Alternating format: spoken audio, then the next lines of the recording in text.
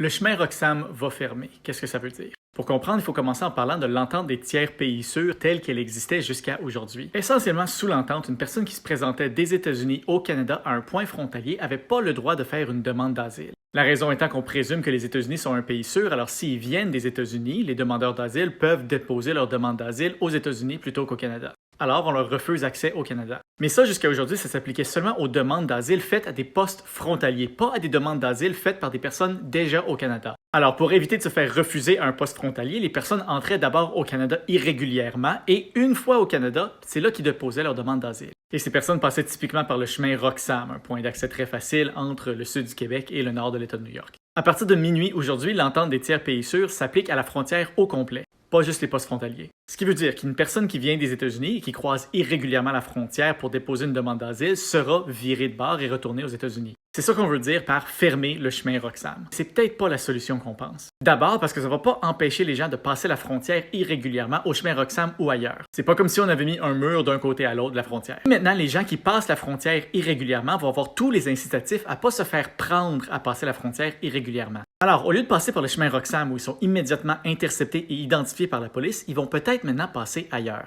Il y en a peut-être qui vont se blesser ou mourir en essayant de passer à travers les forêts. Et ceux qui sont capables de passer, on va pas savoir où ils sont passés, qui ils sont ou où ils sont maintenant rendus. Alors, au lieu de les avoir identifiés, on risque maintenant de créer une classe de personnes sans papier qu'on ne sait pas qui ils sont, on ne sait pas où ils sont et on ne sait pas qu'est-ce qu'ils font. Une situation similaire à plusieurs migrants sans papier dans le sud des États-Unis. En plus, selon l'entente, s'ils sont capables de passer 14 jours au Canada sans se faire prendre, là, ils vont pouvoir déposer leur demande d'asile. Ce qui pourrait aussi juste faire en sorte que ceux qui passent la frontière irrégulièrement vont juste se cacher pendant 14 jours et faire leur demande après. Ceci dit, il faut reconnaître que la situation actuelle était politiquement insoutenable. Le statu quo n'était pas une option et peut-être que les nouvelles mesures vont décourager certaines personnes de passer la frontière irrégulièrement pour faire une demande d'asile. Mais modifier l'entente des tiers pays sûrs pour fermer le chemin Roxham, c'est peut-être une solution qui va venir avec son lot de problèmes aussi. Et il faut qu'on en soit conscient aussi, parce que ça se peut qu'on n'ait pas vraiment réglé la situation, mais qu'on ait juste déplacé le problème.